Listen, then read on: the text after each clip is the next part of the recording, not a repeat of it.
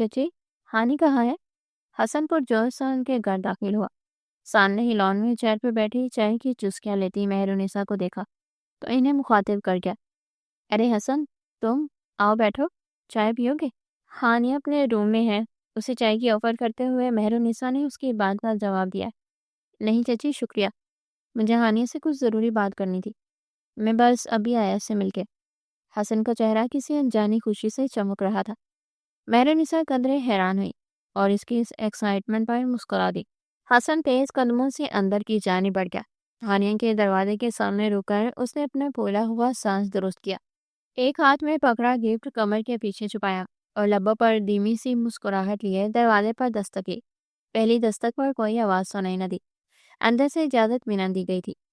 ہانیہ، حسن نے اسے پکارتے ہوئے دوبارہ دستک کی، لیکن کوئی جواب نہیں دیا گیا۔ حسن نے قدرے حیران ہو کر دروازے کا ہینڈل گھمایا، دروازہ کھلتا چلا گیا۔ اس نے نظریں ادھر ادھر گھمائی، گمان تھا کہ شاید وہ واش روم میں ہوگی، تبھی جواب نہیں دیا، لیکن حسن کو حیرت کا جھٹکا لگا جب ہانیہ کو بیڈ پر ہی آلتی پالتی مارے بیٹھی دیکھا۔ ہانی، کیا ہوا یار؟ دستک بھی دی میں نے، آواز بھی، کوئی جواب کیوں نہیں دیا تم نے؟ وہ تھوڑا پریشان سا ہو گیا۔ پچھلے کچھ عرصے سے ہانیہ کا رویہ بہت عجیب سا ہو گیا تھا، بالکل کمرہ نشین ہو کر رہ گئی تھی وہ۔ ہر وقت ہنسنے مسکرانے والی لڑکی کو نہ جانے کیوں خاموشی کا دورہ پڑ گیا تھا۔ اس بار بھی کوئی جواب نہ پا کر حسن قدم بڑھاتا اس تک آیا، چہرے کی خوشی بھی مان سی پڑ گئی تھی اس کی سرد مہری کو دیکھ کر۔ ہانیہ، میں تم سے مخاطب ہوں، اس کے سامنے بیٹھ کر حسن قدرے سخت لہجے میں بولا۔ وہ جو سامنے موجود کاغذ پر آڑی ترچھی لکیریں کھینچ رہی تھی، اس نے ایک پل کو ہاتھ روکا، نظریں اٹھا کر حسن کو دیکھا اور پھر سے اسی کام میں مصروف ہو گئی۔ اس کا بے رنگ چہرہ اور خالی خالی آنکھیں دیکھ کر حسن کے اندر کہیں گہری تکلیف کا احساس جاگا تھا۔ کہاں تو وہ سلیقہ مند نقص سے تیار ہونے والی لڑکی تھی، لپسٹکس کی تو شیدائی تھی وہ۔ حسن نے کبھی اسے لپسٹک کے بغیر نہ دیکھا تھا، لیکن پچھلے کچھ عرصے سے وہ جیسے خود ہی اپنے وجود سے بے نیاسی ہو گئی تھی۔ کسی اور کے جذبات و احساسات کا تو کیا خیال کرتی، اسے خود اپنا ہوش نہ تھا۔ چند لمحے بے بسی سے اس کے جھکے سر کو دیکھتے رہنے کے بعد حسن نے کمر کے پیچھے چھپایا گفٹ نکالا۔ مبارک ہو ہانیہ، تمہارا رزلٹ آیا ہے آج اور فرسٹ ڈویژن میں پاس ہوئی ہو تم۔ کچھ دیر پہلے کی خوشی ایک بار پھر اس کے لہجے سے جھلکنے لگی تھی۔ ہانیہ نے پینسل روکی، اس کی بڑھائی گئی گفٹ کو دیکھا کہ گہرا سانس بھرتے ہوئے وہ گفٹ تھام کر بغیر اسے دیکھے سائڈ ٹیبل پر رکھ دیا۔ حسن جو یہ توقع کر رہا تھا کہ وہ خوشی سے پاگل ہو جائے گی، چیخ اٹھے گی، فوراً گفٹ کھول کر دیکھے گی، سارے گھر والوں کو جا کر یہ خوشخبری سنائے گی۔ اس کا ایسا سرد و سپاٹ سا رویہ نہ جانے کیوں اسے الجھن میں مبتلا کر گیا۔ ہانیہ، کیا ہوا ہے یار؟ تم ایسے کیوں رکی پیکی سی ہو گئی ہو؟ مجھ سے ناراضگی ہے کوئی؟ وہ پہلے بھی کئی بار کوشش کر چکا تھا اس کے اس رویے کی وجہ ڈھونڈنے کی، اپنی کوئی غلطی کوئی کوتاہی تلاش کرنے کی، لیکن لاکھ کوشش کے باوجود اسے اپنی کوئی غلطی یاد نہ آئی جس پر ہانیہ خفا ہو سکتی۔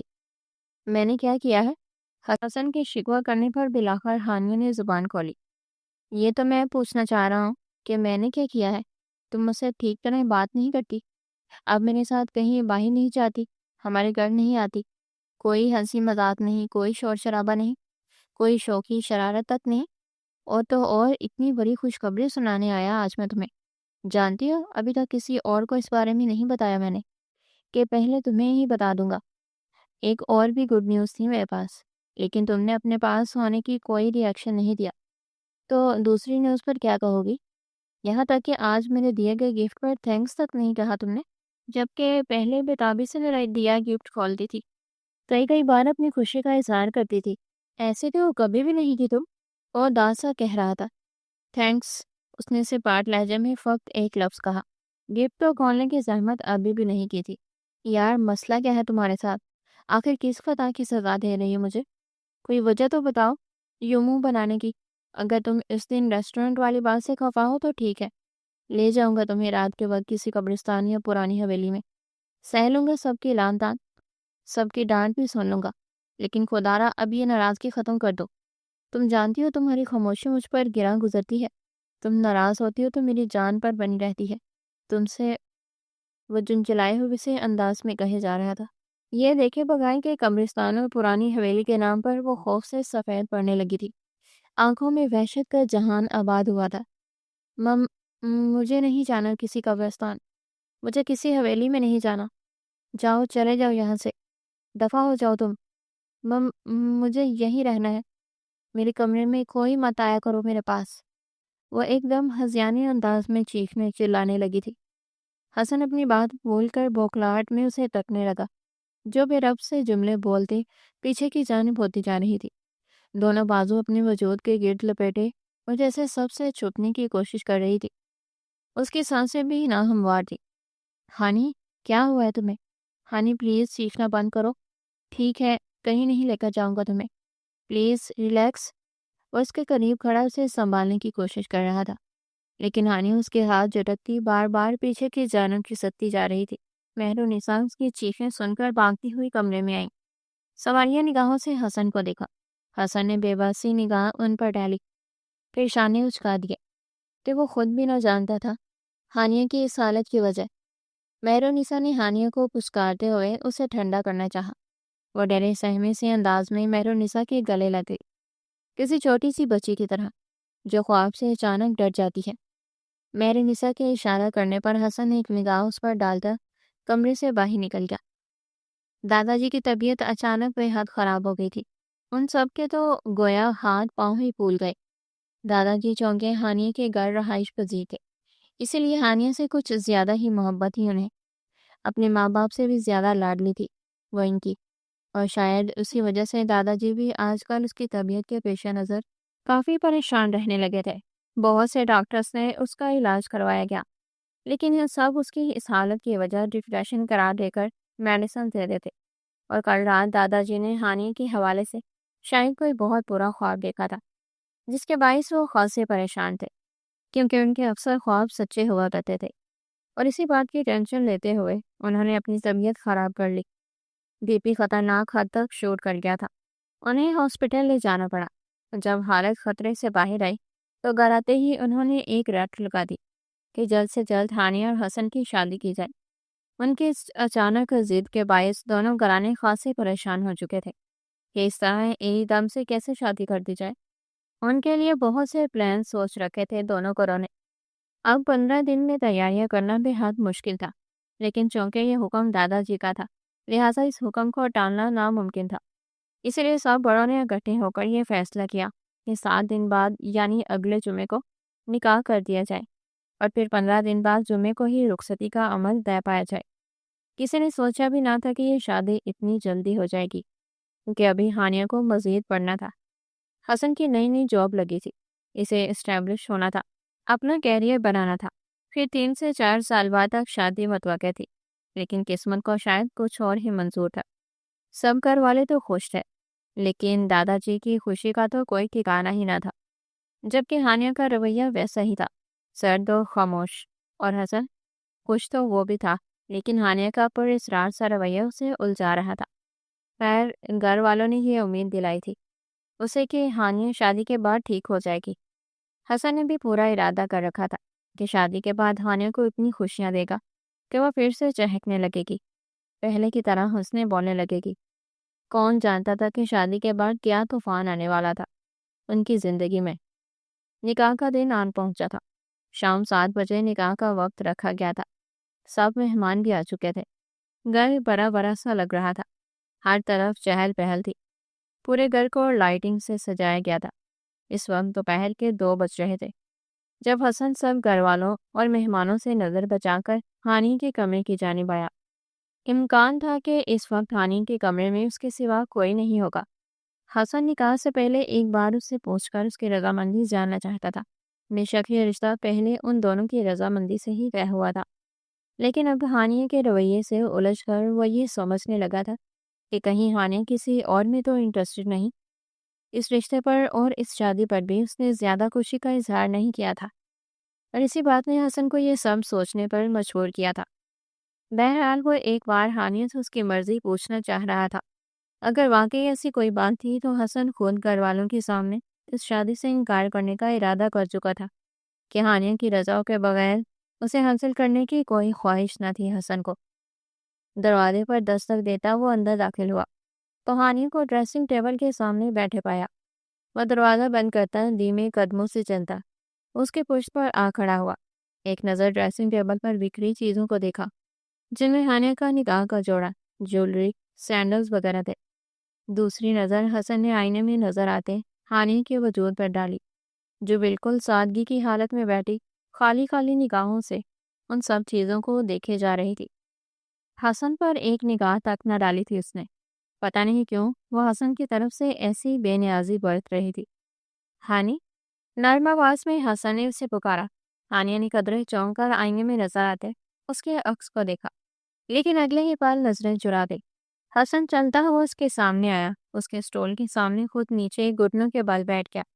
کچھ سوچتے ہوئے اس کا ہاتھ اپنے ہاتھ کی گرفت میں لیا۔ کیا سوچ رہی ہو؟ کوئی پریشانی ہے تو مجھ سے شیئر کرو۔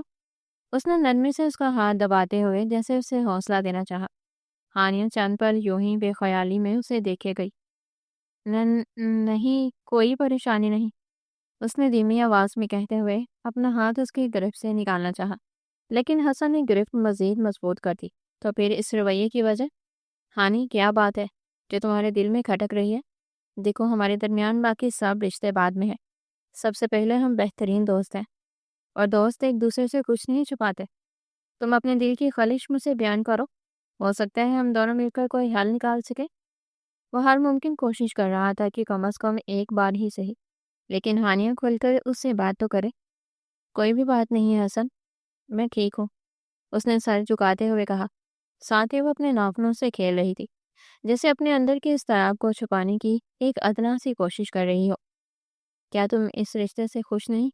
آخری حربہ آزمایا تھا حسن نے، لیکن یہ سوال پوچھتے ہوئے اس کے لہجے میں خوف کی جھلک ہانی نے بھی واضح محسوس کی تھی۔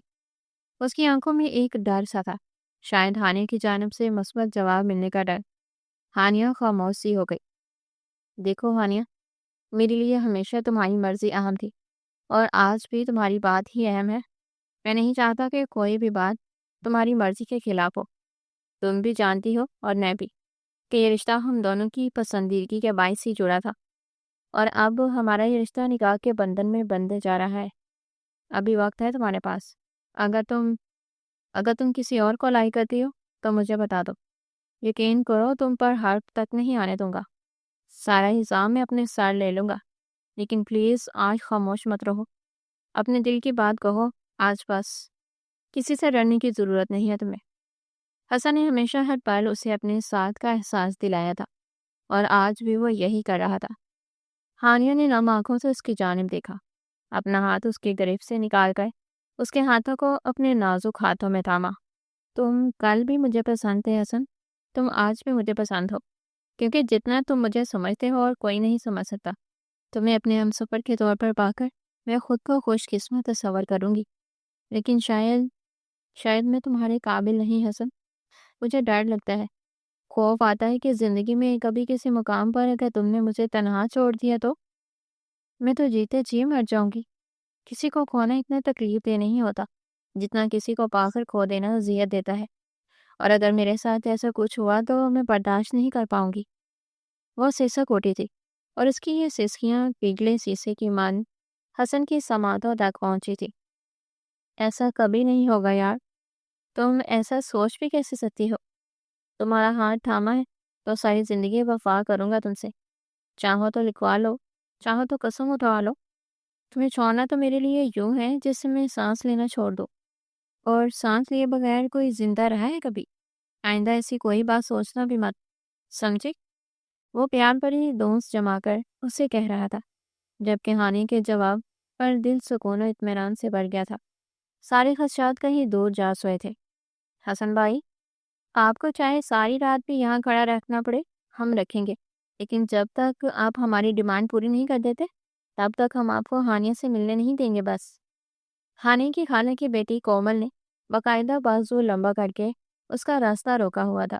یار، ابھی شادی کہاں ہوئی ہے ہماری، صرف نکاح ہی تو ہوا۔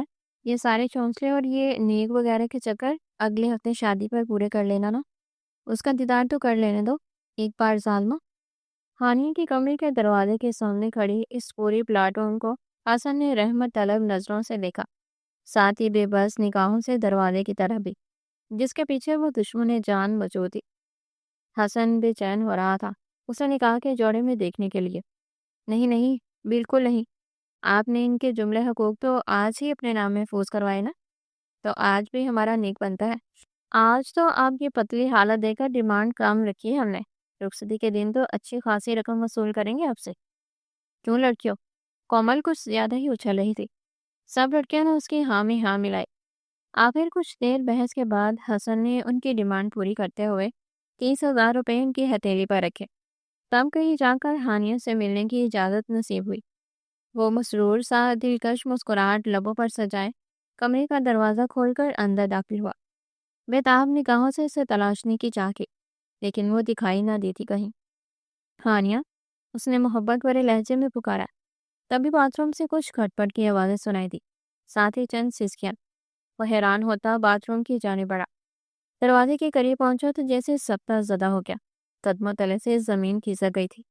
سامنے ہانیہ ایک ہاتھ میں تیز دار چھری پکڑے اپنے دائیں ہاتھ پر چھریاں چلاتے ہوئے خود کو زخمی کر رہی تھی۔ اس کے منہ سے سسکیاں برآمد ہو رہی تھی، لیکن آنکھوں میں جنون اور چہرے پر نہ جانے کیسی عجیب سی چمک تھی۔ لبوں پر پراسرار مسکراہٹ نے ڈیرا ڈال رکھا تھا۔ حسن نے ہوش میں آتے ہوئے آگے بڑھ کر تیزی سے اس کے ہاتھ سے چھری چھین کر زمین پر پھینکی اور جلدی سے اس کا ہاتھ تھام کر زخم دیکھا۔ ہاتھ پر ان گنت زخم تھے جن سے خون بہتا زمین پر گر رہا تھا۔ پریشانی کے عالم میں حسن نے دیوار گر شیشے کی طرف دھیان ہی نہ دیا جس پر خون کے چھینٹوں سے ہی لکھا تھا U+Me=love۔ ہانیہ، پاگل ہو گئی ہے تم؟ یہ کیا کر رہی ہو؟ وہ چلایا۔ اس کا خون دیکھ کر حسن کی آنکھوں کے سامنے اندھیرا سا چھانے لگا تھا، جبکہ ہانیہ اسے اپنا ہاتھ چھڑوانے کو زور آزمائی کر رہی تھی۔ ہانی، بس کر دو، کیا پاگل پن ہے؟ یہ دیکھو کتنا خون بہہ گیا ہے۔ چچی، چچا جان، محسن، ماہی۔ بے آب کی طرح تڑپتی مچھلی ہانیہ کو بمشکل سنبھالتے ہوئے حسن نے باقی گھر والوں کو آوازیں دی۔ چند ہی لمحوں بعد سب بھاگتے دوڑتے وہاں تک پہنچے اور سامنے کا منظر دیکھ کر سب کے ہوش اڑ گئے۔ چچا جان اور چچی جان نے آگے بڑھ کر ہانیہ کو قابو کرنے کی کوشش کی، جو حسن سے کنٹرول ہی نہ ہو رہی تھی۔ چند لمحوں کی زور آزمائی کے بعد ہانیہ کمزوری اور نگاہت کے باعث ان کے بازو میں جھول گئی، جبکہ باقی سب افراد منہ پر ہاتھ رکھے ہکا بکا یہ منظر دیکھ رہے تھے۔ نوٹ، دل تھام کر پڑھیے گا ذرا، کیونکہ اب شروع ہونے جا رہی ہے اصل کہانی۔ وہ جب ہوش میں آئی تو گھر کے تقریباً سبھی افراد اس کے کمرے میں جمع تھے، منہ لٹکائے پریشان سے۔ ہانیہ قدرے حیران ہوئی یوں سب کی جہاں موجودگی پر، پھر اٹھنے کی کوشش کی لیکن ایک دم دائیں ہاتھ میں شدید درد کا احساس جاگا۔ کراتے ہوئے اس نے اپنے ہاتھ کی طرف دیکھا جہاں بینڈیج کی گئی تھی۔ نہ سمجھی سے ہاتھ کو چند پل تکنے کے بعد اس نے الجھ کر اپنی ٹانگوں کی طرف بیٹھی مہرونسا کی جانب دیکھا۔ اس کے کراہنے کی آواز پر سب اس کی جانب متوجہ ہوئے، یوں جیسے ان سب کے وجود میں جان آ رہی ہو۔ ہانیہ، میری بچی، آج کیسی طبیعت ہے تمہاری؟ سب سے پہلے مہرونسا ہی تڑپ کر اس کی جانب آئے، ہاتھوں کے پیالے میں اس کا چہرہ تھام کر سوال کیا۔ میں ٹھیک ہوں ماما، لیکن آپ سب یہاں سب خیریت ہے نا؟ اور یہ میرے ہاتھ پر کیا ہوا؟ بینڈیج کیوں کی گئی ہے میرے ہاتھ پر؟ وہ الجھے سے انداز میں سب کو دیکھتی پریشانی سے پوچھ رہی تھی، جبکہ اس کی بات پر وہاں موجود سب افراد کو شدید حیرت کا جھٹکا لگا۔ وہ سب تو یہ سوچے بیٹھے تھے کہ ہانیہ کے ہوش میں آنے پر اسے اس حرکت کی وجہ پوچھے گے کہ وہ کیوں خود کو زخمی کر رہی تھی، لیکن یہاں تو معاملہ ہی الٹ تھا۔ وہ خود بے خبری کے عالم میں اسے یہ سوال پوچھ رہی تھی۔ کچھ نہیں ہانیہ بیٹا، بس معمولی سے چوٹ لگ گئی تھی تمہیں، اور کوئی بات نہیں۔ تم بتاؤ کیسا محسوس کر رہی ہو اب؟ کمزوری تو نہیں فیل ہو رہی نا؟ دادا جی ویل چیئر کو گھسیٹتے ہوئے اس کے بستر تک آئے اور اس کے سر پر ہاتھ رکھا، ساتھ ہی باقی سب کو خاموش رہنے کا اشارہ کیا۔ میں ٹھیک ہوں دادا جی، وہ نقاہت محسوس کر رہی تھی، لیکن انہیں بتا کر پریشان کرنا مناسب نہ سمجھا۔ البتہ یہ بات وہ ابھی تک سمجھ نہیں پا رہی تھی کہ اگر اسے چوٹ لگی بھی تھی ہاتھ پر تو اسے یاد کیوں نہیں یہ بات، اور پھر اتنی معمولی سی چوٹ پر یوں سب گھر والوں کے چہرے پر 12 کیوں بجے تھے آخر؟ یقیناً کچھ تو تھا جو اس سے چھپایا جا رہا تھا۔ رضا، تم شفیق کے ساتھ جاؤ، شادی کے جو انتظامات رہتے ہیں وہ سب دیکھو۔ ہانیہ اب ٹھیک ہے، اسے آرام کی ضرورت ہے بس۔ بشرا تم بھی جاؤ، مہمانوں کو دیکھ لو ذرا۔ مہرونسا تم سوپ بنا کر لاؤ ہانیہ کے لیے۔ چلو چلو شاباش، سب اپنے اپنے کام کرو، وقت بہت کم ہے۔ نکاح تو سادگی سے کر لیا، لیکن رخصتی بہت دھوم دھام سے کرنی ہے ہمیں، کوئی کمی نہیں رہنی چاہیے ہمارے بچوں کی شادی میں۔ دادا جی نے اپنے لہجے کو حشاش بشاش بنانے کی کوشش کرتے ہوئے سب کو ان کے کاموں کے لیے بھیج دیا۔ کمرے میں صرف حسن، محسن اور دادا جی رہ گئے تھے۔ حسن، بیٹا تم بھی آرام کر لو، کل سے تیاریوں میں لگے تھے، اوپر سے ہانیہ کی فکر، ان سب چیزوں نے تھکا دیا ہوگا تمہیں، جاؤ سو جاؤ جا کر۔ محسن جاؤ تم بھی۔ دادا جان کے کہنے پر محسن سر ہلاتا کمرے سے نکل گیا، جبکہ حسن جھجکتا ہوا وہیں رکا رہا۔ وہ دادا جان، ہانی سے کچھ بات کرنی تھی، اگر آپ کی اجازت ہو تو۔ دادا جان کی سوالیہ نگاہوں سے گھبرا کر وہ بمشکل اپنی بات مکمل کر پایا۔ دادا جان کے چہرے پر مشفقانہ مسکراہٹ نے اپنی جھلک دکھائی۔ میاں تمہاری منقوہ ہے وہ، اس سے بات کرنے کے لیے ہماری اجازت کی ضرورت نہیں ہے اب تمہیں، کر لو بات لیکن جلدی آ جانا۔ اور ہانیہ، مہرنسا سوپ لے کر آتی ہے تو اسے ختم کرنا ہے تمہیں، اور اس کے بعد صرف اور صرف آرام کرو گی تم، سمجھ گئی؟ دادا جان ہانیہ کو تنبیہ کرتے ویل چیئر گھسیٹتے ہوئے کمرے سے باہر نکل گئے۔ دروازہ بند ہوتے ہی حسن نے ہانیہ کی طرف دیکھا جو پزل سی بیٹھی تھی۔ صرف ایک نظر حسن پر ڈال کر وہ سر جھکا گئی تھی۔ حسن بغیر کوئی آہٹ کیے چلتا ہوا اس تک آیا، بیٹھ کے ایک طرف ٹک کر بیٹھا، پھر ہانیہ کی پٹی میں بندھے ہاتھ کو دیکھا۔ وہ سارا منظر ایک بار پھر نگاہوں میں لہرا گیا، جس نے تب حسن کو لرزا کر رکھ دیا تھا۔ تم ٹھیک ہو اب ہانی؟ اس کے جھکے ہوئے سر کو دیکھتے ہوئے نرمی سے پوچھا۔ ہانیہ نے قدرے حیرت سے سر اٹھایا۔ وہ سمجھ نہیں پا رہی تھی کہ ایسا کیا ہوا تھا اس کے ساتھ جو سب اس قدر پریشان تھے۔ ہاں میں ٹھیک ہوں، بس ذرا سی نقاہت محسوس ہو رہی ہے، یہ شاید سستی، پتہ نہیں کتنی دیر سوتی رہی ہوں میں، اور شاید میرے زیادہ سونے پر ہی تم سب پریشان ہو گئے تھے، ہے نا؟ اس نے کمرے کے بوجھ سے ماحول کو نارمل کرنا چاہا۔ حسن نے بے بسی سے اسے دیکھا، پھر اس بات میں سر ہلا دیا۔ عجیب بات تھی، وہ خود بول چکی تھی کہ اپنے ہاتھ پر کس وحشت کے آلے میں اس نے بے در پہ وار کیے تھے، تو کوئی دوسرا اس سے کیا سوال کرتا، اس سب کی کیا وجہ پوچھتا۔ ہانیہ، ایک بات پوچھو، سچ سچ بتانا۔ حسن نے جھجک کر بات کا آغاز کیا۔ ہانیہ نے اس کے چہرے کے تاثرات دیکھے، جیسے یہ جاننے کی کوشش کر رہی ہو کہ وہ کیا پوچھنا چاہ رہا ہے، پھر ہلکے سے اس بات میں سر ہلا دیا۔ تمہیں کوئی ٹینشن ہے کیا؟ کوئی ذہنی پریشانی؟ دیکھو پلیز مجھ سے چھپانا مت کچھ بھی، یقین رکھو مجھ پر، تمہارا دوست ہونے کے ساتھ ساتھ شوہر بھی ہوں اب تمہارا، تمہارے مسائل اب میرے مسائل ہیں، تمہاری پریشانیاں میری پریشانیاں ہیں، یوں اندر ہی اندر خود کو ختم مت کرو یار، شیئر کرو مجھ سے۔ وہ اس کا بائیں ہاتھ اپنے ہاتھ میں لیتے ہوئے گویا ہوا، ساتھ ہی اس کی آنکھوں میں جھانکا۔ حسن کی بات پر ہانی کے چہرے پر اضطراب کی جھلک دکھائی دی، چہرے پر تذبذب کے تاثرات ہے، جیسے وہ سمجھ نہ پا رہی ہو کہ حسن کے اس سوال کا کیا جواب دے۔ بولو ہانی، کیا وجہ ہے آخر کہ تم نے ہنسنا بولنا چھوڑ دیا ہے؟ ورنہ تم تو اتنی زندہ دل لڑکی تھی، ہر پل باہر جانے کو تیار رہتی تھی، لیکن اب کتنی بار تم سے باہر چلنے کو کہہ چکا ہوں اور تم ہر بار انکار کر دیتی ہو، دوسروں کے ساتھ مل کر بیٹھتی نہیں ہو، یوں گمسم سی اپنے ہی کمرے میں قید ہو کر کیوں رہتی ہو؟ کتنے دن ہو گئے تمہارے چہرے پر مسکراہٹ کی ایک ہلکی سی جرات تک نہیں دیکھی کسی نے۔ وہ جیسے آج سب کچھ جان لینے کا تہیہ کر کے آیا تھا۔ ہانیہ کی سالت نے اسے بھی شدید پریشان کر رکھا تھا۔ ہانیہ نے اس کے گریب سے اپنا ہاتھ نکالا، پھر نگاہیں چرا کر ادھر ادھر دیکھنے لگی۔ ہانی، میں تم سے مخاطب ہوں یار، فار گاڈ سیک جواب دو مجھے۔ وہ جنجلا کر رہ گیا اس کی اس خاموشی پر۔ ہانیہ نے آنکھوں میں ہلکی سی نمی لیے اس کی جانب دیکھا، پھر جیسے ہمت مجتمع کرتے ہوئے اسے سب بتانے کی ٹھان لی۔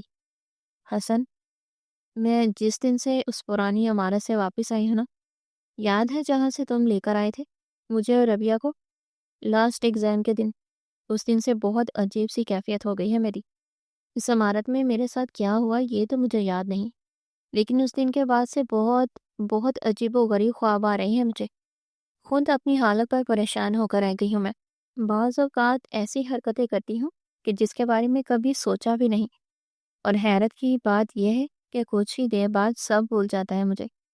میں نارمل لائف جینا چاہتی ہوں حسن، سب کے ساتھ ہنسنا کھیلنا چاہتی ہوں، مل جل کر رہنا چاہتی ہوں، تمہارے ساتھ باہر جانا، لائف انجوائے کرنا چاہتی ہوں۔ ان خوبصورت لمحوں سے لطف اندوز ہونا چاہتی ہوں، اپنے اس نئے بننے والے رشتے کا لطف اٹھانا چاہتی ہوں، لیکن میں ایسا کچھ نہیں کر پا رہی۔ خود کو بے بس محسوس کرتی ہوں میں۔ ایسا لگتا ہے جیسے کوئی اندیکھی قوت مجھے روک رہی ہے، مجھے سب سے الگ تھلگ کر کے رکھنا چاہتی ہے۔ مجھے کسی شہر میں جکڑ لیتی ہے وہ قوت کہ خود پر میرا بس نہیں چلتا۔ میں جانتی ہوں سب بہت پریشان ہے میرے لیے، لیکن میں کیا کروں؟ مجھے کچھ سمجھ نہیں آتی۔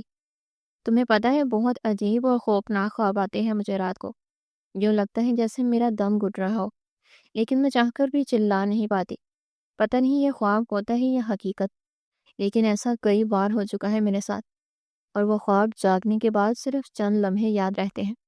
اس کے بعد لاکھ کوشش کر لوں یاد کرنے کی، اپنی یادداشت ٹٹولنے کی، لیکن اس خواب سے متعلق کوئی بھی بات ذہن میں نہیں آتی۔ میں بہت ڈر جاتی ہوں اصل کہ کہیں تم لوگ یہ سب جاننے کے بعد مجھے پاگل نہ سمجھنے لگ جاؤ، کہیں مجھ سے کنارہ نہ کر لو۔ بس اسی لیے کچھ نہیں بتاتی کسی کو۔ وہ جیسے خود پر جبر کیے آج سے اپنے دل کی باتیں بتلا رہی تھی، جس نے حسن کی پریشانی کو اور زیادہ بڑھا دیا تھا۔ بہت دیر تک وہ پرسوچ انداز میں اسے دیکھتا رہا۔ ہانیہ سر جھکائے چہرے پر پھسلتے آنسو صاف کر رہی تھی۔ کچھ دیر بعد حسن گہری سانس لیتا ہوا سیدھا ہوا۔ تم ٹینشن مت لو، سب ٹھیک ہو جائے گا۔ یہ سب تمہارا وہم بھی تو ہو سکتا ہے ہانیہ۔ یہ ڈائجسٹ ناولز کی کہانیوں کو تم نے سر پر سوار کر رکھا تھا، اب کوئی تو نتیجہ نکالنا تھا نا ان کا۔ بہرحال تم بے فکر ہو جاؤ، ان سب باتوں کو، ہر ڈر اور خوف کو ذہن سے نکال دو۔ ہماری آنے والی زندگی کے حوالے سے خوبصورت خواب دیکھو، باہر نکلو، شادی کی شاپنگ کرو، تمہارا دھیان بڑھ جائے گا تو حالت بھی بہتر ہو جائے گی۔ رات میں سوتے وقت قرآن پاک کی تلاوت کر کے سویا کرو، سورۃ ناس اور آیت الکرسی پڑھا کرو، برے خوابوں سے چھٹکارا ملے گا۔ اور ہاں، فی الحال اپنی اس حالت کا ذکر کسی اور سے مت کرنا۔ میری اماں تمہاری حالت دیکھ کر پہلے ہی ہمارے اس رشتے کے حوالے سے تذبذب کا شکار ہے، تم جانتی تو ہو انہیں۔ یہ نہ ہو شادی پر کوئی نیا مسئلہ ہی کھڑا کر دے۔ شادی کے بعد میں خود تمہیں کسی اچھے سے ڈاکٹر کے پاس لے جاؤں گا، تم بالکل ٹھیک ہو جاؤ گی۔ میری محبت میں تمہیں ٹھیک ہونا ہی پڑے گا ہنی۔ وہ لہجے میں گہرے جذبات لیے اسے تسلی دینے کی کوشش کر رہا تھا۔ ہانیہ نے شکر گزار نگاہوں سے اسے دیکھا، ورنہ وہ تو اسی ڈر سے اب تک خاموش تھی کہ کہیں حسن اسے چھوڑنے کا فیصلہ نہ کر لے۔ چند لمحے سرکنے کے بعد حسن نے اپنے کوٹ کی جیب سے کچھ برآمد کیا۔ چھوٹی سی ڈبیا تھی وہ۔ کچھ دیر اسے ہاتھ میں لیے وہ تکتا گیا، جبکہ ہانیہ کی بھی سوالیہ نگاہیں ڈبیا پر جمی تھی۔ حسن نے ہانیہ کو دیکھا، پھر مسکرا دیا۔ میری پہلی محنت کی کمائی سے تمہارے لیے یہ گولڈ کی رنگ خریدی تھی۔ سوچا تھا نکاح کے بعد تمہیں منہ دکھائی کے طور پر یہ رنگ دوں گا، لیکن جب تمہارے کمرے میں آیا تو یہاں کی صورتحال کو دیکھ کر خود دنگ رہ گیا۔ خیر جو ہوا سو ہوا، کیا اب اجازت ہے؟ سوالیہ نگاہوں سے اسے دیکھا۔ ہانیہ کا ہاتھ ابھی تک حسن کی گرفت میں تھا۔ ہانیہ نے چمٹے ہوئے اسبات میں سنی لایا۔ حسن نے اجازت ملتے ہی وہ نازک سی رنگ اس کی انگلی میں ڈال دی۔ یہ صرف نکاح کے بعد کی منہ دکھائی ہے، رخصتی کے وقت بھی منہ دکھائی ملے گی تمہیں۔ کہیں یہ سوچ کر رنگ کالا نہ کر لینا کہ منہ دکھائی میں فقط ایک رنگ ہی ملی۔ حسن نے شرارتی لہجہ اختیار کیا، جس پر ہانیہ کھلکھلا کر ہنس دی۔ حسن کو لگا جیسے ٹھنڈے پانی کی فوار اس کے دل پر پڑی ہو۔ ہانیہ کے گالوں میں پڑتے ڈمپلز میں کہیں حسن کا دل الجھنے لگا تھا، نگاہیں بھی بے اختیار ہونے لگی۔ وہ کچھ کہنے ہی لگا تھا جب دروازے پر دستک ہوئی، ساتھ ہی محسن کی آواز سنائی دی، حسن بھائی، اماں بلا رہی ہیں آپ کو۔ حسن نے ایک نظر بند دروازے کو دیکھا۔ اچھا آ رہا ہوں، اونچی آواز میں بتایا۔ دروازے سے قدموں کی آہٹ دور جاتی سنائی دی۔ حسن ہانیہ کی طرف متوجہ ہوا جو محبت بھری نگاہوں سے ہاتھ کی تیسری انگلی میں موجود رنگ کو دیکھ رہی تھی۔ میں چلتا ہوں ہانی، تم بھی آرام کرو، اور ہاں کوشش کرنا کہ زیادہ دیر اکیلی نہ رہو، مہمان وغیرہ آئے ہیں ان کے ساتھ بیٹھ جایا کرو، اور شادی کی تیاریوں میں بھرپور شرکت کرو، کیونکہ یہ دن دوبارہ نہیں آنے ہماری زندگی میں۔ اب کسی بھی چیز کی ٹینشن نہیں لینی، خوش رہا کرو۔ اگلے ہفتے مجھے میرے روم میں فریش اور خوشباش آنے چاہیے، سمجھ گئی؟ پیار بھری دوست لہجے میں برتے ہوئے وہ کہہ رہا تھا۔ ہانیہ نے بچوں کی سی معصومیت آنکھوں میں سموتے ہوئے سارا سوات میں ہلایا۔ گڈ گرل، چلو اب آرام کرو، میں ذرا اماں کی بات سن لوں۔ اس کے گال کو نرمی سے سہلا کر حسن اٹھ گیا۔ کوٹ جھٹک کر سیدھا کرتے ہوئے وہ کمرے سے نکل گیا، جبکہ ہانیہ پھر سے حسن کی دی گئی رنگ کو دیکھے جا رہی تھی۔ حسن دروازے پر دستک دیتا اماں جان کے کمرے میں داخل ہوا۔ بشریٰ بیگم جو جلے پیر کی بلی کی طرح ادھر سے ادھر چکر لگا رہی تھی، حسن کو سامنے دیکھ کر ان کے قدم تھمے۔ اماں، آپ نے بلایا تھا؟ حسن نے ماں کے چہرے کو دیکھا جہاں پریشانی کے تاثرات تھے۔ ہاں حسن، ادھر بیٹھ، تجھ سے ضروری بات کرنی ہے۔ بشریٰ بیگم نے اس کا ہاتھ تھام کر اسے بیڈ پر بٹھایا، پھر اس کے مقابل خود بھی بیٹھ گئی۔ وہ چونکہ پنجابی خاندان سے تعلق رکھتی تھی، اس لیے رضا صاحب سے بیانے کے بعد بھی ان کی اردو میں کہیں کہیں پنجابی کے الفاظ اور لہجے کی جھلک نظر آتی تھی۔ خیریت ہے اماں؟ آپ کچھ پریشان سی لگ رہی ہیں، حسن نے تو ذبذب کے عالم میں ان سے پوچھا۔ ارے خیریت ہی تو نہیں ہے حسن، میں کچھ نہیں بلکہ بہت زیادہ پریشان ہوں پتر، تیرے مستقبل کے حوالے سے بہت ٹینشن میں ہوں۔ بشریٰ بیگم سمجھ نہیں پا رہی تھی کہ کیسے بات شروع کریں۔ حسن ان کے انداز پر ٹھٹکا۔ کیا مطلب ہے اماں؟ کیا کہنا چاہ رہی ہیں آپ؟ اگرچہ حسن کو اماں کے دماغ میں پکتی کھچڑی کی کچھ حد تک سنگن مل گئی تھی جس نے اسے شدید دکھ میں مبتلا کیا تھا، لیکن ابھی تک اماں نے کھل کر اس سے بات نہیں کی تھی اس بارے میں۔ حسن آج کچھ حد تک ان کی بات کا موضوع سمجھ گیا تھا۔ دیکھ پتر، جو کچھ میں تجھے آج کہنے والی ہوں نا، غور سے سننا اور میری بات کو غلط رنگ میں نہ لینا۔ بس یہ یقین رکھ، میں جو بھی کروں یا جو بھی کہوں گی سب تیری ہی بھلائی کے لیے ہوگا۔ ایک ماں کبھی بھی اپنے بچوں کا برا نہیں چاہ سکتی۔ بشریٰ بیگم نے تمہید باندھنے کی کوشش کی۔ اماں، آپ کو جو کہنا ہے صاف صاف کہیں، یوں پہیلیاں مت پوچھوائیں۔ حسن اکتانے لگا تھا، لہجے میں ہلکی سی کرواہٹ نے بھی جھلک دکھلائی۔ حسن، میں چاہتی ہوں کہ تو اس شادی سے انکار کر دے، وہ لڑکی تیرے قابل نہیں رہی اب، ابھی بھی کچھ نہیں بگڑا پتر، طلاق دے دی اسے۔ اور بشریٰ بیگم کی بات ابھی منہ میں ہی تھی جب حسن ایک دم اٹھ کھڑا ہوا۔ اماں، وہ تیش اور غصے سے بری آواز میں چلایا۔ شکر تھا کہ دروازہ بند تھا، اس لیے باہر آواز نہیں گئی۔ بشریٰ بیگم تو ہکا بکا اس کا رد عمل دیکھتی رہ گئی۔ آپ جانتی بھی ہیں کہ آپ کیا کہہ رہی ہیں؟ جسے آپ وہ لڑکی کہہ کر مخاطب کر رہی ہیں وہ بیوی ہے میری، ابھی کل ہی نکاح ہوا ہے اس سے میرا۔ وہ صدمے سے چور آواز میں گویا ہوا، بے تحاشا دکھ ہوا تھا اسے ماں کے منہ سے یہ بات سن کر۔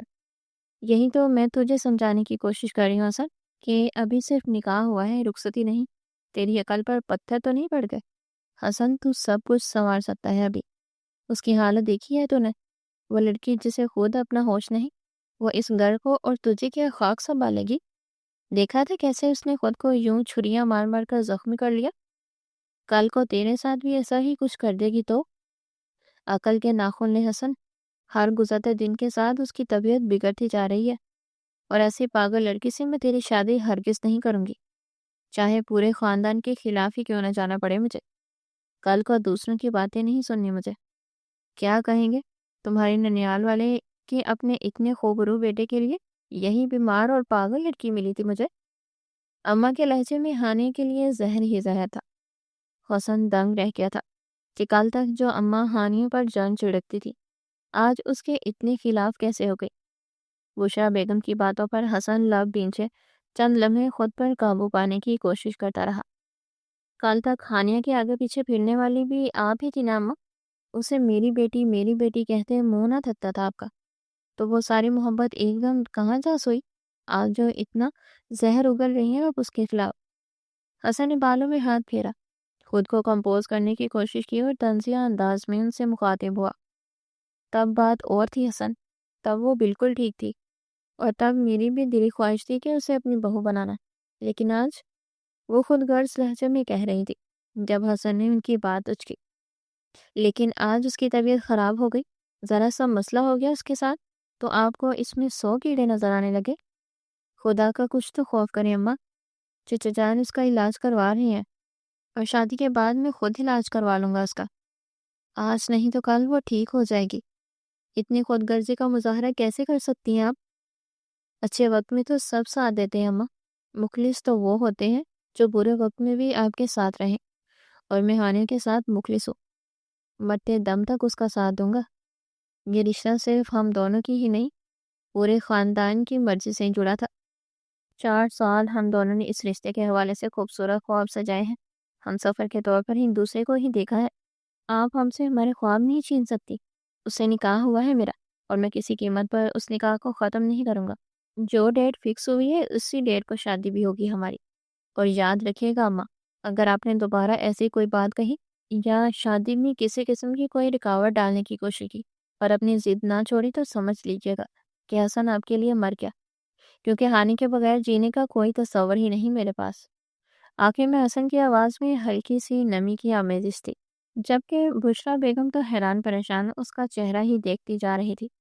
انہیں لگا تھا کہ حسن فوراً ان کی بات مان جائے گا، نہ بھی مانے تو ڈرا دھمکا کر ضد کر کے اسے منوا لیں گی، لیکن یہاں تو پانی سر سے گزر چکا تھا۔ وہ تو گویا پاگل ہو چکا تھا ہانیہ کے عشق میں۔ دماغ خراب ہو گیا اس لڑکے کا، کیا ملے گا اس سے شادی کر کے؟ مفت کی مصیبت سر ڈالے گا بس۔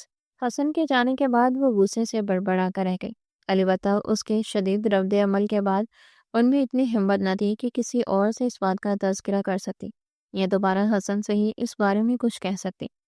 اب مصلحت یہی تھی کہ خاموشی رہا جائے۔ گھر کی خواتین شادی کی شاپنگ کے سلسلے میں مارکیٹ گئی تھی، جبکہ تایا جی اور بابا ہال وغیرہ کی بکنگ کے سلسلے میں مصروف تھے۔ کچھ مہمان گھر میں موجود تھے۔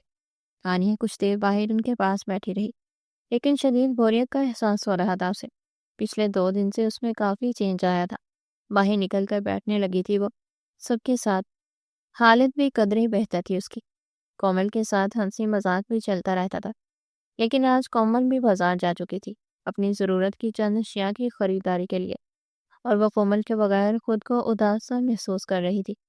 ویسے تو وہ بھی شاپنگ کے لیے جا رہی تھی، لیکن آج چونکہ اسے پارلر جانا تھا اس لیے وہ گھر ہی رک گئی۔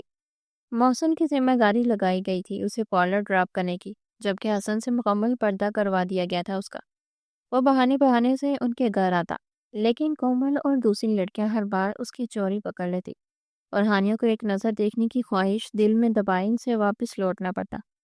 ہانیہ بھی انجوائے کر رہی تھی اس سچویشن کو، ان دنوں کو۔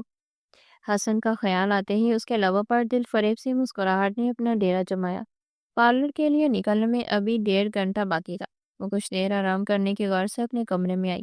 ڈریسنگ کے سامنے جا کر دوپٹہ کندھوں سے اتار کر بیڈ پر پھینکا، بالوں کو کیچر سے آزاد کرتے ہوئے میں برش پھیرنے لگی۔ ساتھ ہی ساتھ ہلکی سی آواز میں وہ کچھ گنگنا بھی رہی تھی۔ چہرے پر دل فریب اور خوشنما رنگ موجود تھے، جو اس بات کے ضامن تھے کہ اس کے خیالوں میں فی الوقت حسن کا بسیرا ہے۔ بالوں کو ڈیلے سے جوڑے میں مقید کر کے مسکراتے ہوئے وہ کھڑکیوں کے پردے برابر کرتی لائٹ بند کرنے کو سوچ کی جانے پڑی کہ اسے روشنی میں نیند نہیں آتی تھی۔ ابھی بٹن آف کیا ہی تھا جب اسے عجیب سا احساس ہوا۔ ایک دم کسی غیر مرئی طاقت کے زیر اثر وہ دیوار سے جا لگی۔ شدید خوف کی ایک تیز لہر اس کے پورے وجود میں سرایت کر گئی۔ آنکھوں سے وحشت چھلکنے لگی تھی۔ اس نے اپنے وجود کو حرکت دینے کی کوشش کی، لیکن اپنی جگہ سے 1 انچ بھی نہ ہل پائی۔ ہاتھ یوں دیوار سے لگے تھے جیسے ہتھکڑیاں ڈال دی گئی ہوں۔ مسلسل خود کو اس اندیکھی قید سے چھڑانے کی کوشش کرتے ہوئے اچانک اسے ٹھٹک جانا پڑا۔ اپنے قریب، بہت قریب، کسی اور وجود کی موجودگی کا احساس ہوا تھا اسے۔ سانسوں کی تپش اپنے رخسار پر محسوس ہوئی تھی۔ اس نے دہشت سے سر اٹھا کر ادھر ادھر دیکھا۔ پردوں کی اوٹ سے اندر داخل ہوتی ہلکی ہلکی سی روشنی میں اسے وہاں کوئی بھی دکھائی نہ دیا، جس پر وہ ٹھٹر کر رہ گئی۔ اس نے چیخنے کی کوشش کی، لیکن کسی نے اس کے ہونٹوں پر انگلی رکھ کر خاموش کروا دیا۔ ساتھ ہی پر اسرار سی مردانہ آواز بہت نزدیک سے سنائی دی، جیسے کوئی اس کے کان کے قریب سرگوشی میں بول رہا ہو۔ ہانیہ کی تو گویا سانسیں ہی رک گئی۔ خوف سے پھٹتی نگاہوں میں اب آنسو جمع ہونے لگے تھے۔ بدن پر لرزش سی طاری ہو گئی۔ چند لمحوں بعد اس نظر نہ ہونے والے وجود کی انگلی کا لمس اس نے اپنی کن پٹی پر محسوس کیا، اور اس جادوئی طاقت نے جیسے اس کے دل کے سارے ڈر، خوف اور وحشت کو کہیں دور بھگا دیا تھا۔ وہ خود کو کسی طلسم سے جکڑا ہوا محسوس کرنے لگی۔ آنکھیں خود بخود بند ہونے لگی۔ ایک سرور کی سی کیفیت تھی جو پہلے کبھی محسوس نہ ہوئی تھی۔ دل عجب لذت کے عالم میں اس لمس کو محسوس کر رہا تھا۔ وہ انگلی کن پٹی سے رینگتی ہوئی اب دائیں رخسار پر آ رکی تھی، ٹھیک اس جگہ جہاں اس کا ڈمپل تھا۔ ہانیہ کے لب خود بخود مسکرا اٹھے، گالوں کے گڑے مزید واضح ہوئے۔ انگلی اب دھیرے دھیرے حرکت کرتی اس کی ٹھوڑی تک پہنچی تھی، اور پھر انگلی اس کے چہرے سے ہٹا لی گئی۔ ब्यूटीफुल कान के करीब एक बार फिर सरगोशी की गई थी, लेकिन इस बार उस सरगोशी ने उसे खौफ में मुब्तला नहीं किया था। उसका दिल इसी सरगोशी नुमा आवाज़ को बार बार सुनने के लिए मचलने लगा। उसकी आंखें हनूस बंद थी, जैसे वो नींद के आलम में हो, कोई खूबसूरत हसीन तरीन ख्वाब देख रही हो। चंद सातें गुजरी थी जब उसने अपना वजूद हवा में मुअल्लक होता महसूस किया। किसी ने बहुत नरमी से उसके नाजुक वजूद को अपने बाजू में उठाया था। वो इन बाजुओं की गिरफ्त अपने वजूद के गिर्द महसूस कर सकती थी। वो जो भी था इसीलिए बेड की जाने पड़ गया था। नरमी और एहतियात से उसे बेड पर लिटाया गया था। फिर बड़ी मोहब्बत और अकीदत के साथ उसके दाएं हाथ की पुश्त पर होंठों का लम्स छोड़ा गया। हानिया को यूं महसूस हुआ जैसे उसका दिल उसी हाथ में धड़कने लगा हो। धड़कनों का शोर वाज़ेह सुनाई दे रहा था। चंद पल मजीद गुजरे थे जब वो एक झटके से उठ बैठी। गहरे गहरे सांस भरते हुए उसने अपनी गर्दन को छुआ तो एहसास हुआ कि पूरा वजूद पसीने से भीगा हुआ था, जबकि सर्दियों का मौसम था। ऐसे मौसम में इतना पसीना, एकदम बेतहाशा खौफ ने उसे कपकपाने पर मजबूर कर दिया। कुछ देर पहले के सारे मनाजर याद करके उसकी रीढ़ की हड्डी में सनसनी की एक लहर दौड़ गई। जहन समझने से कासिर था कि अभी चंद मिनट पहले जो कुछ हुआ वो सब सिर्फ उसका ख्वाब था या उसका हकीकत से भी कोई ताल्लुक था। इसने बेसाख्ता अपने गाल को छुआ जहां वो लम्स अभी भी महसूस हो रहा था। फिर अपने हाथ को देखा। बज़ाहिर ऐसा कुछ भी न था जो ये एहसास दिलाता कि जो कुछ हुआ वह हकीकत है, लेकिन अंदर तक कहीं कोई बार बार उसे ये यकीन दहानी करवाने की कोशिश कर रहा था। शादी में फ़क्त 2 दिन बाकी थे। परसों मेहंदी की तकरीब थी और इससे अगले दिन बारात। घर में हर फर्द मसरूफ था किसी न किसी काम में। एक वही थी जिसे आजकल अपना आप फारिग तरीन लग रहा था। कभी इधर बैठती कभी उधर, किसी काम को भी हाथ ना लगाने दिया जा रहा था। अब भुगताने लगी थी वो फारिग रह रहकर। पहले नावल या डाइजेस्ट पढ़कर वक्त गुजार लेती या कोई हॉरर मूवी देख लेती, लेकिन अब हसन के सख्ती से मना करने पर वो खुद को इस काम से भी रोके हुए थी। कितने दिन हुए उसने हसन की एक झलक तक न देखी थी। कुछ इसलिए भी वो उदास हो रही थी। सेल फोन आजकल कोमल के कब्जे में था, जिसे ये कहकर उससे ले लिया गया था कि वो हसन से बिल्कुल बात नहीं करेगी, कॉल या मैसेजेस पर। और यूं उन दोनों की बेकरारियों और जज्बात की शिद्दतों में मजीद इजाफा हुआ था। वह एहतजाज करती रह गई, लेकिन उसकी एक न सुनी गई। अब ये चंद दिन हसन से उसका राब्ता बिल्कुल मनक़ता करवा दिया गया था और कोमल और इसके बाकी कजन्स उन दोनों की हालत देख देख कर हंसती रहती। रात का वक्त था। डिनर के बाद सब खवातीन अपनी अपनी शॉपिंग एक दूसरे को दिखा रही थी। हानिया भी वहीं उनके करीब बैठी थी। कभी लब कुचलने लगती, कभी दांतों से नाखून काटने लगती। न जाने क्यों अजब बेकरारी सी बेकरारी थी। कहीं सुकून ही मैसर न था। लगता है